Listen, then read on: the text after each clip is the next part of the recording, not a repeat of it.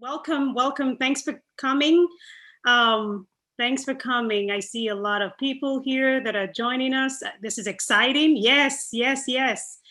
I see a couple people. Yeah, Charles. I would love an RVU course. I see that. I see Wendy. Yes, I know Wendy already. Hi, Wendy. Welcome, everyone. Let's just go ahead and get started. So let me see if I can share my screen with everyone. All right. Okay, so let's go ahead and get started. So the title of the webinar tonight is New Diagnostic Course. So what every nurse practitioner should know. And I know that we have some folks joining us tonight that are not providers, but I just want to take a minute to say thank you for sharing your evening with us. I know that you could be doing other things completing your notes from work today, but you decided to share the evening with us, and we appreciate you coming. So thank you for stopping by and welcome. So let's just go ahead and get started. All right, so again, I'm Dr. OG. For those of you that haven't met me before, I'm the lead clinical instructor at Nurse Practitioner Prescriber Learning Center. And I welcome everyone to this webinar. So before we get started, some housekeeping for us to kind of go over. So please reduce the distractions around you, and if possible, stay till the end. Would greatly appreciate it if you can stay till the end. Okay, so 3 quick things that I'd like for us to talk about. This is going to be fun and interactive. So there would be lots of polls. I would have some quotes that we can kind of share, and you're going to learn a lot. There would be a Q&A at the end. So of course, if you're having any questions, please stay till the end. And I'll let you know where you can get more info. And of course, there would be a special offer for those of us who are on live. And so again, just an incentive for you to stay till the end. All right, so we have a poll time here, and I would hand this back to Kelly. So Kelly. Hello. Sorry about that. Okay. All right.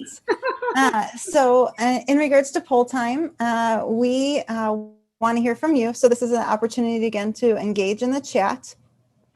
People are already answering. You guys are ahead of me. You guys are all-star students. So I am here because I heard about this thing called diagnostic course, and I want to know about the opportunity. I know about the diagnostic course, and I need to do it, but I just haven't gotten around to it yet. 3, I know about the diagnostics. I can always use a few more tips, or it's just cold outside, and this is an opportunity to engage with other folks. So I see lots and lots of 1s, Dr. OG. I see a few 3s. So not too many 4s, which is encouraging. That's good. A few 2s, a lot of 1s, but perfect. Thank you so much for your engagement. I think 1 wins. I think 1 wins. Okay, very good. That's exciting. Okay. All right, so let's just go ahead and dig in and talk about the topic today. So some questions for you to kind of think about as we go through the material for tonight. The first question is, are you ready to handle any medical conditions that walk through your door? So really think about it when you're in the setting where you work. So urgent care setting, primary care setting. Are you feel confident about handling any medical condition that walks through your door? And so the second question for you to kind of think about would be, do you know the easy to miss things to look for that can make the difference between life and death? And so I put this here because I know that as a family nurse practitioner, we do make a difference, and we do make a difference between life and death. And our job is really to ensure that we're not missing things that we should be pointing out and hopefully treating and saving our patients' lives. And so the third question is, do you know how to confidently interpret your laboratory testing, your x-rays, and the EKG results? And so I know that daily we're ordering labs, x-rays, EKGs, and the question is, are we confident about interpreting those test results? And the fourth question for you to kind of ponder as we go through the materials for tonight is, do you have strategies that work for continued education and lifelong learning? So again, as a practitioner, we're actually sold to lifelong learning, believe it or not. And I know that, I have students that will say, well, once I graduate, then I really don't have to go back to school or learn. But even with my years of experience, I'm still looking up stuff. I'm still learning stuff, and of course, that evidence changes pretty much, periodically. So we need to keep engaged, and we need to know exactly what is going on. All right, so those are some questions. So moving on, today you are going to learn. I kind of divided them up into 4 sections so that we can hopefully take them in bite sizes. So the first section of what we're going to learn tonight would be what all nurse practitioners should know about laboratory interpretation. And of course, the second section would be what all nurse practitioners should know about your EKGs, so the electrocardiography interpretation. The third section would focus on X-ray interpretation, and hopefully we can, talk a little bit about X-rays, and hopefully you can go home with a few nuggets on how to interpret those.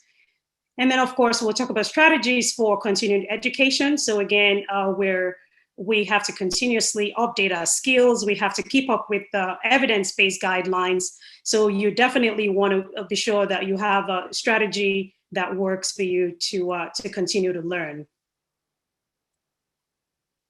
All right, so my goal today is to teach you the 3 most important advanced diagnostic testing, which will greatly impact your patient care so that you can make smart clinical decisions as you move forward. So again, we talked about the diagnostic testing. So laboratory would be one of them, your EKG interpretation, and of course, your X-ray interpretation. And then, of course, my goal is to provide you with some valuable resources that will simplify your learning of this diagnostic testing. All right, so let's go ahead and get started. So we have another poll time here, and I know that Kelly loves the poll time, so I will hand back to Kelly. All right, excellent. Well, I just wanted to announce 2 winners from the last series of polls. So Mabel Rose, if you want to type in your email, the best email to send your Starbucks gift card to, that would be excellent. And then also the second winner, Monica Jones, if you want to type in your email, I will grab those from you both, and we'll be sure to get those Starbucks gift cards over to you. Congratulations. Congratulations. Excellent. So yes, moving on to the second poll. As a nurse practitioner, which of the diagnostic tests, so laboratory, X-ray, or ECG, do you need help with? Do you need the most help with? All right, we already got answers coming through. Answers, great. Dr. Oji, can you see all the answers coming through? Not really. Okay, I can read them to you a little bit here. A lot of ECG, a lot of ECG, good amount of X-ray, few labs,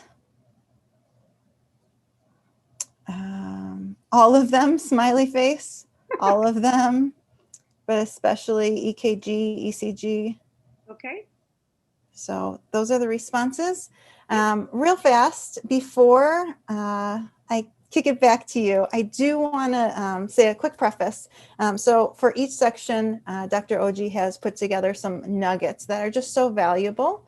And I want to encourage you, if you have notes on your phone or you have a notebook nearby, make sure to grab them, because she's going to run through these nuggets so quickly, but you're going to want to be able to take some notes. So I will kick it back to you. Thanks so much for the opportunity.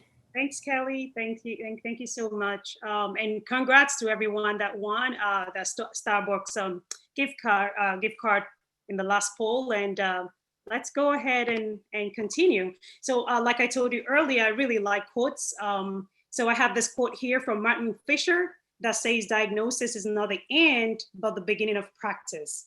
So really thinking about it, when we make diagnosis in whatever setting it is that you're in, so primary care, urgent care setting, or the emergency department, or regardless of where you are, we typically think that diagnosis is the end of our practice, but diagnosis is really the beginning of practice.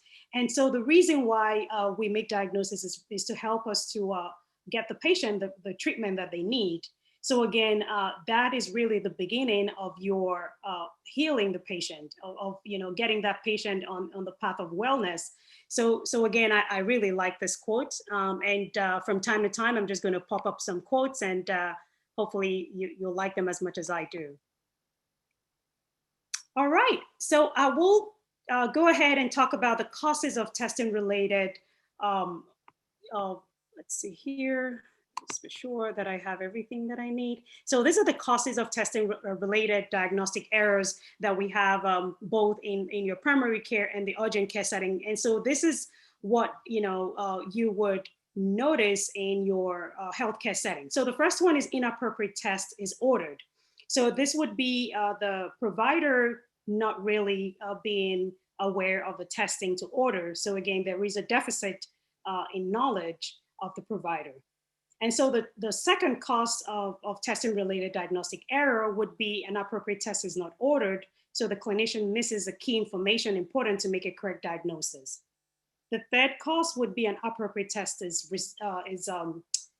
appropriate test result is misapplied. So really think about it. So sometimes you have patients that come in and you receive, order labs and you receive the test results, but you misapply the testing, the results to another patient. So again, that would result in a diagnostic error. And then the fourth cause that you definitely want to know about would be an appropriate test is ordered, but there is a delay in the testing process. So this would be maybe a laboratory delay, or sometimes we as nurse practitioners, we do not communicate to our patients effectively on the testing results and the follow-up treatments.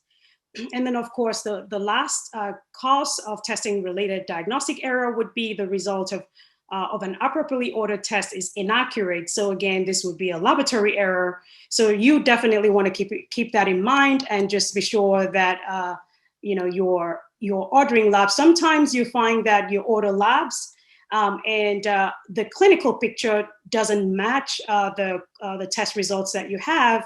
And at those times, you want to make sure that you have you're repeating those lab results. So that, again, you want to make sure that you have accurate testing results. So just wanted to make sure that you're aware of those. All right, so I'll go ahead and continue with those slides. So this slide here really is a 25-year summary of the US malpractice claims for diagnostic errors. So among malpractice claims, the diagnostic errors appear to be the most common, the most costly, and the most dangerous of medical mistakes. So the most frequent types of diagnostic error identified in malpractice claims would be failure to diagnose. And this occurs in 54.2% of cases.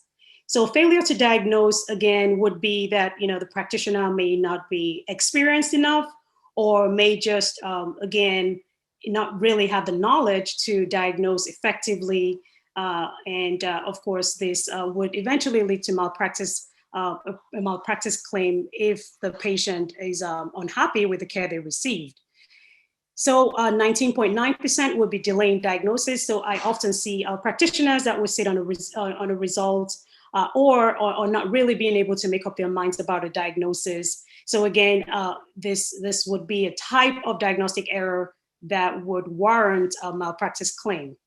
And then a wrong diagnosis occurs in 9.9% of the population. Again, this is something that you definitely want to pay attention to, making a wrong diagnosis. And that typically occurs because the practitioner misinterprets or just does not order the correct diagnostic tests. All right, so I'll just go ahead and keep talking about what we're getting, the labs and the EKGs and the X-rays. So any negative patient outcome related to not correctly interpreting your diagnostic. So again, this is a poll that was taken, and you can see the negative patient outcome that would occur from not correctly interpreting your diagnostics. So the first one is frequently death. So the outcome would be that the patient dies, and that occurs in 40.9% of cases. Some patients will have significant permanent injury in 16.9% of cases. Some other patients will have major permanent injury in 13.3% of cases. And then, of course, you have 10% of cases that will result in patients having minor permanent injury. So again, really keeping an eye on a diagnostic and interpreting, making sure that we're interpreting them correctly. All right, so I talked about the sections that we kind of divided this presentation into. So the first section would be what all nurse practitioners should know about lab interpretation. All right, so I put this slide up here really to help us to identify the clinical laboratory orders that we typically you'll find.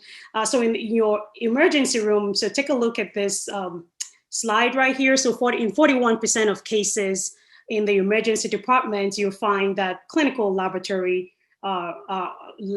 tests are ordered.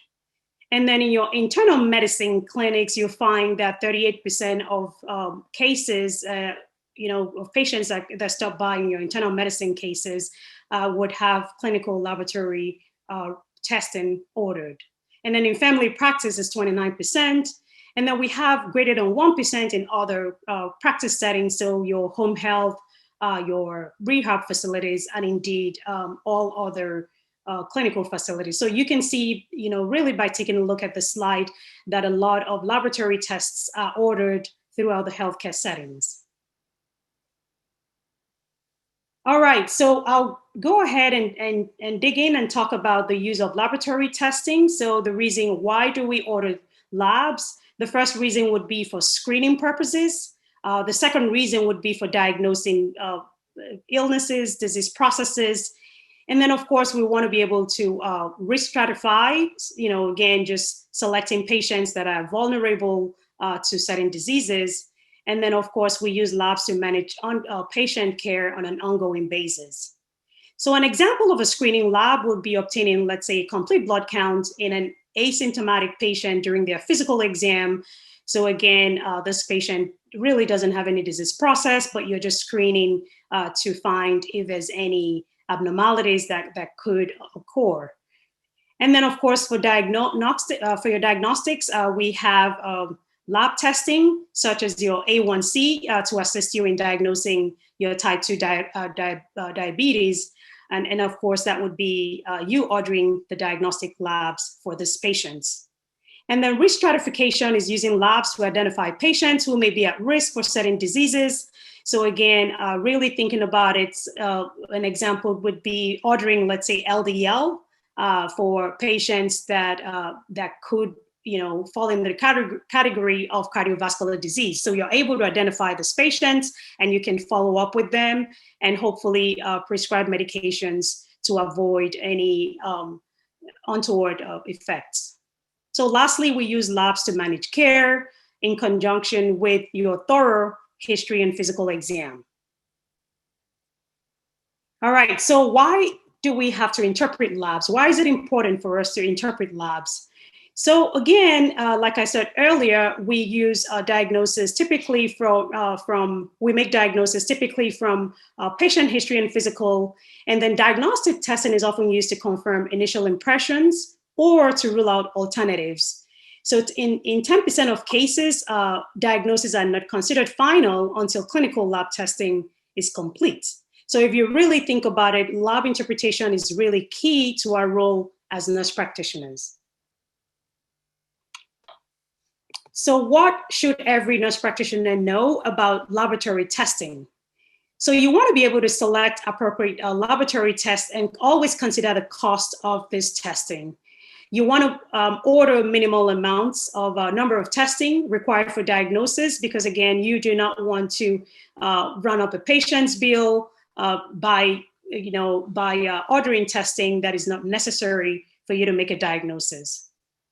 I couldn't say this enough, but I always tell my students about repeating lab tests if the patient's lab results do not correlate to the presenting symptoms. So let's say you see a patient that has a TSH level that is decreased, but the patient really is asymptomatic, it's possible there's a lab error and you want to repeat that lab test.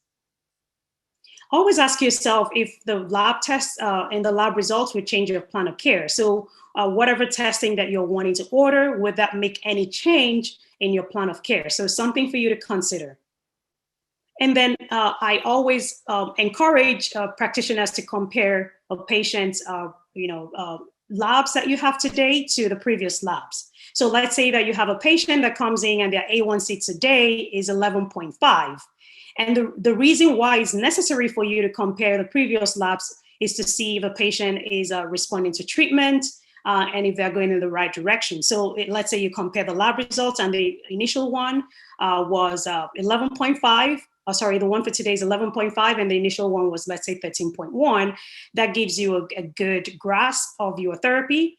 And, maybe you may want to adjust your drugs for that day, or you may want to, educate the patient about lifestyle modification and things like that. So comparing previous labs with your current labs is absolutely important for you to make a good diagnosis and plan of care, continuing managing the patient's plan of care. All right, so these are a few nuggets that I'd like for you to know as a nurse practitioner. And I'll just break them down a little bit so that you hopefully this is helpful for you. So for your serum electrolytes and renal analysis, I'm sure everyone is aware, but if you're not, creatinine and BUN is useful for renal disease and also for observing or evaluating the patient's nutritional status. So also be aware that an increased BUN may also indicate dehydration, urinary tract obstruction, GI hemorrhage, or tissue breakdown. So again, this is important for you to know if a patient presents with an increased BUN, or if you're considering maybe a patient's renal status or nutritional status. So BUN creatinine would be the first labs that you'd like to order for this patient. And then for serum hematology, we always think about leukopenia being an oncologic process, and not always the case, but again, you as a provider have to look and see. So is this patient symptomatic? You always want to ask the questions. Do they have any associated anemia, thrombocytopenia? Do they have lymphadenopathy? Do they present with a fever, chills, fatigue, or weight loss? And of course, in this type of patients, you want to compare their previous labs and their white blood count and compare that to the white blood count you have in front of you. So in this type of patients, you may have to send them to a hematologist and always have a high index of suspicion of an oncologic process occurring, which could be a primary bone marrow disorder or an oncologic process occurring. So again, really just paying attention with this type of patients. All right, so with your endocrine analysis, when testing for your thyroid function, so again, you're ordering a TSH, it's important to always educate your patients to hold their biotin products for at least 2 days, so 48 hours. Be aware that biotin supplementation can cause false levels of TSH and false high levels of free T4 and T3. So, so can you imagine just going ahead and treating a patient that comes in with, let's say, a low TSH level for hyperthyroidism, without really addressing the fact that this patient is on biotin, and that could skew your test results. So it's always important for you to ask questions, get a good history of your patient, take a good history of the medications they're taking, and educate the patient related to biotin products. And then for serum hepatic analysis, that would be for your liver function tests. You always want to make sure that you know what the abnormal test results look like. So you'll want to ask yourself, how many times the upper limit of normal is that result? And of course, is this patient symptomatic? So for your patients that come in with, let's say, steatosis, so they have a fatty liver, you always want to make sure that you are asking the questions about, about weight loss and their diets. You want to, address the patient's, do they exercise and all of so lifestyle modification. And also be aware that an AST to ALT ratio of 2 to 1 or greater is suggestive of alcoholic liver disease. All right, so again, this is just a few nuggets that I have for you for the lab interpretation. And so let's go ahead and move on to your X-ray interpretation. So with the poll, I see that a lot of people struggle with interpreting X-rays, and I did as a new grad. And so I have to tell you that one of the struggles we hear most often from providers is interpreting X-ray results. So let's dig in a little bit and talk about X-rays. All right, so what are X-rays? Be aware that X-rays are short wavelengths of electromagnetic radiation that penetrate matter. So typically X-rays are photographs that use radiation to provide contrast. And you can, as you can imagine, in most of your healthcare settings, X-rays are being ordered daily. So X-ray is a skill that requires, and I'll say X-ray interpretation is a skill that requires careful observation and a good understanding of your chest anatomy. Again, you know, we have different types of X-rays that we order, but you know, if you work in an urgent care setting, I'm familiar with the fact that you have to interpret those X-rays yourself. If you work in a more, you know, acute care setting, you may have some radiologists that can interpret your X-rays. But even though you have the radiologist, it's still a good practice for you to know what, you know, abnormal findings look like. So most common views that we see in the acute care setting, and of course in the primary care setting, would be the post-anterior PA view and the anterior-posterior view and the lateral views of the chest. So again, the posterior anterior view, the PA view, would be the most commonly seen and the most commonly used in most healthcare settings. So for your PA views, the X-ray beam passes through the chest from the back to the front. In the AP view, the beam passes through the chest from the front to the back. And that's, of course, the name being AP, anterior posterior, so front to the back. And then the lateral view shows lesions behind the heart, near the mediastinum and the diaphragm. So again, there are several other views, X-ray views that we have out there in the primary care setting. Your lordotic view, you have your lateral decubitus view, and of course, many more views that we have out there. But the main ones that you see in most settings would be the anterior posterior view and the posterior anterior view. All right, so let's just go ahead and dig deep and talk about the steps that you really want to know about for interpreting your your X-ray results. So the first thing you want to know is to identify the patient. You want to identify the patient's first and last name. You also want to identify their date of birth. You want to be sure that this is a correct patient. And then you want to verify that the correct X-ray is taken on the correct day. And you also want to identify the view of the X-ray. So like I said earlier, is this your PA view, posterior anterior view, your anterior posterior view, or the lateral view, or other views that are out there? And then the third step would be to view the chest X-ray as if the patient is facing you. So again, the right side of a chest X-ray is on the patient's left side, and vice versa. And then you want to assess for penetration. So penetration is the amount of X-ray that passes through the body system. Be aware that over penetration shows as dark and under penetration shows as white. And both over and under make it difficult for practitioners to actually see what's going on in the lungs, especially for your chest X-rays. And then for inspiration, an X-ray needs to be performed in optimal inspiration with 8 to 9 posterior ribs visualized or 5 to 6 anterior ribs visualized. So the patient really needs to be, in optimal inspiration for you to get a good X-ray result.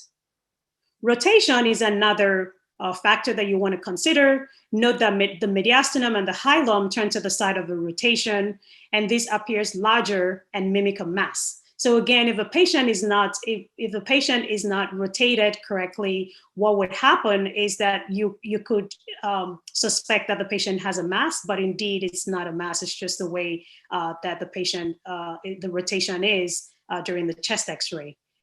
And so in an X-ray, you want to always view make sure that you're looking at the X-ray in equal distance to the spinous process. So the clavicles and the spine should be aligned.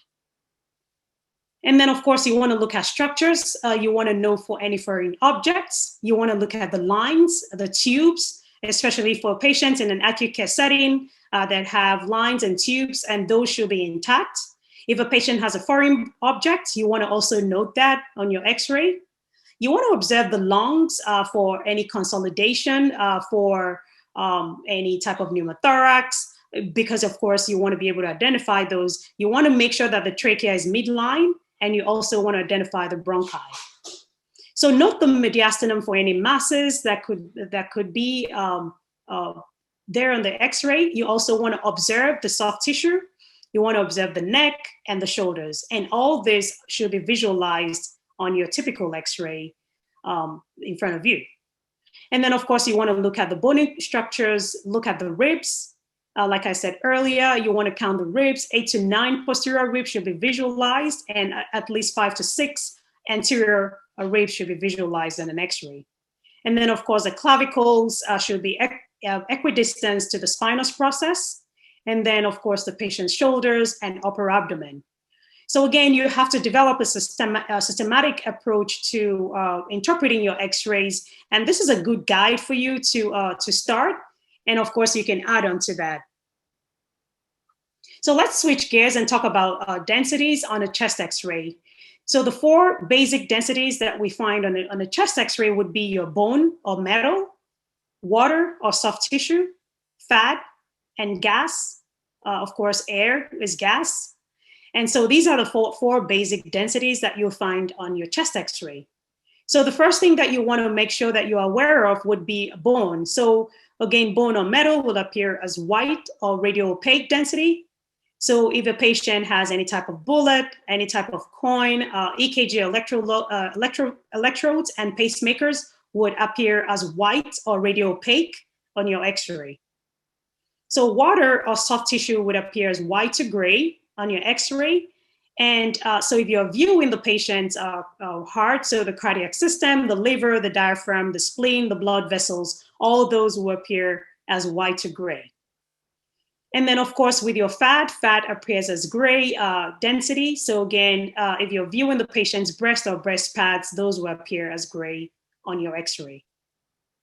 And then gas or air would appear as a black or radiolucent density. So again, if you're viewing the patient's lungs, you're looking at their trachea, their bronchi, and alveoli, those should appear as black or radiolucent.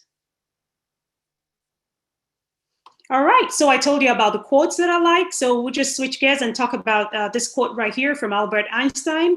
So the most important thing is to never stop questioning or learning. And I think this is important as nurse practitioners to always question. When you're in clinical practice, I know we have some students join us tonight. Keep questioning, keep asking questions from your preceptor, from your instructors in school, and just make sure that you never stop learning, okay? All right, so let's switch gears and talk about your electrocardiogram interpretation and what all nurse practitioners should know. So chest pain leading to myocardial infarction is a leading cause of litigation against family physicians and of course nurse practitioners as well. So more malpractice dollars are awarded for missed myocardial infarction than for any other single diagnosis. Let's take a minute and think about it. More malpractice dollars are awarded for missed myocardial infarction. So EKG interpretation is really priceless for us to know. We know some of it, but we find it really hard to interpret a 12-lead EKG. And the typical claim involves an allegation of misdiagnosis or mismanagement of tests. So common pitfalls include failure to compare prior EKGs. So something for you to a nugget that I'd like for you to really learn tonight would be that you always compare the patient's prior EKG. So did they have an EKG done 6 months ago? Make sure that you compare it to that EKG that you had done today, because it's possible that the ST depression that you see or the right bundle branch that you see is of history, the patient's history. So it's really nothing new for the patient. And then, of course, you're able to identify if the patient has, let's say, an ST elevation, if you compare that to the prior EKG, because now this is a new onset myocardial infarction or just a diagnosis that you need to address. And then failure to document an explanation for an abnormal EKG report. Again, as nurse practitioners, we need to make sure that we're documenting EKGs and why is it abnormal. If it's abnormal, then it should be addressed. If it's normal, then you want to document that, okay, this patient is normal sinus rhythm, and of course, there's nothing to do about that. But if you ever find any abnormal EKG report, make sure that you document and you explain what you did as a follow-up treatment. All right, so what every nurse practitioner should know about EKGs, be aware that electrocardiogram EKG is one of the most frequently ordered medical tests in your setting, your healthcare setting. It is quick, is relatively inexpensive, and contains volumes of information. The EKG records and reports the cardiac electrical activity. So I always tell my patients that we get an echo to look at the mechanical portion of a heart, but the EKG gives us some information about the electrical portion of a heart. So an EKG provides information on the cardiac disorders. So STEMI would be one of them: your ST elevation, myocardial infarction, your ischemia, your axis deviation, and your hypertrophy.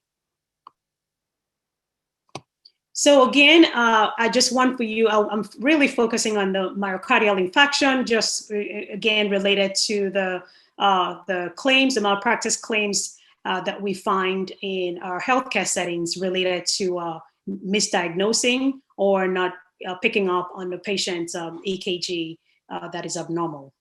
So again, these are things that you want to keep in mind. So comprehensive criteria for diagnosing your ST elevation, MI, the EKG findings, and the region of injury. So think about this criteria that I have here right in front of you. So if you identify that the patient has an ST elevation that is greater than 0.2 millimeter in men, so your male patients, and 0.1 millimeter in your female patients, on your V1 leads V1 to V3 in a 12-lead EKG, then you have to have a high index of suspicion that the patient may have the STEMI, so ST elevation MI. Always check for any new J-point elevation into contiguous leads. So two contiguous leads means a lead that is adjacent. So let's say V1 or V2, you always want to make sure that you're looking at the two leads to see the region of injury. Is it in the anterior portion? Is it in the lateral portion or in the inferior portion? And then you also want to observe for any left bundle branch with ST elevation greater than 1 millimeter in leads V1 to V3. So always look for any new left bundle branch with ST elevation. Again, this is a reason why it's necessary for you to compare the patient's previous EKG to the current EKG that you have in front of you. And then you want to identify for any ST depression that is greater than, ST depression in greater than 2 leads, in leads V1, V2, V3, and V4, and AVR. And of course, this could signify posterior wall, left main, or left anterior descending artery injury. So again, these are some nuggets that you definitely want to keep in mind for you to be able to diagnose a patient that comes in with an ST elevation MI in your primary care setting or urgent care setting, whatever setting it is. All right. So moving on, some more things that you definitely want to know. You want to be able to identify life-threatening rhythms, such as your ST elevation. You want to know rhythms such as your long QT syndrome, ventricular fibrillation, and asystole. These are life-threatening rhythms that you absolutely have to know what they look like on your 12-lead EKG. And you can save the life of your patients with accurate diagnosis and referral, as time to treatment is critical in patient management, especially for your patients that come in with a STEMI. You want to make sure that you get them, you have 90 minutes actually to get them to an acute care setting, and a PCI should be percutaneous intervention should be carried out on this patient within 90 minutes to be able to save their lives. So again, that is what we do as healthcare providers, but always think about the fact that you are the bridge between a patient's life and mortality. All right, so this is just a little snippet of what we have. I'm going to hand back to Kelly to tell you about the course information. Kelly, are you there? All right, Kelly. Sorry about that. There we go. I'm fielding a few questions. We have Lakeisha and yep. I know you're All close. right. Well, Okay. welcome back. Welcome to the course information. And I'm excited to go through this with you. Dr. Oji, we have a handful of questions. So are you willing to, after this, stick around for a little bit and answer some of the questions from the field? Excellent.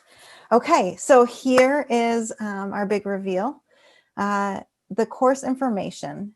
Here's what's included in our course. This new diagnostic course was built with the advanced practice provider in mind. So that's you. If you are an expert nurse practitioner who needs a little refresh, a new grad, or a student who needs to learn, this is the course for you. Just like all of Dr. Oji's courses, you can work at your own pace. They include real life case studies to set you up for success. And there are courses that are bite-sized and you can complete them and increase your understanding. You can gain exclusive access to the member community, and you can even communicate. There's a platform to communicate with the course developers. And there is point of care printable lab values and continuing education hours available. Over 20 ECG abnormalities included in the bundle branch blocks, hypertrophy, am I saying that correctly? Yes. And axis deviation, and then a link to an EKG simulation and so much more. One of the things that I think actually, I'm not going to jump ahead of me. There's some feedback from some of Dr. Oji's other students. So we'll get to that. As you can see on the bottom here, this offer is going to be available for a little over 24 hours. So tomorrow evening at 9 p.m. Central Time, it'll be available.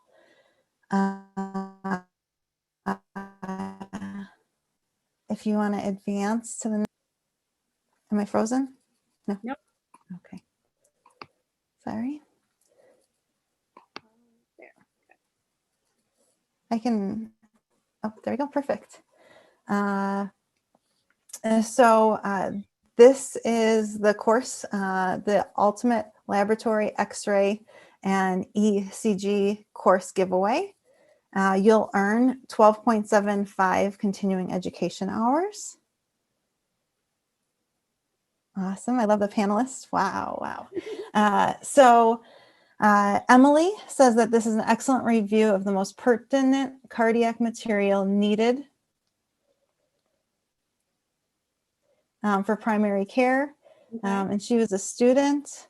Another student, Crystal, I found the course to be helpful overall, and I feel much more comfortable with the medications after this review. As a newer NP, I'm very happy I found and participated in the study.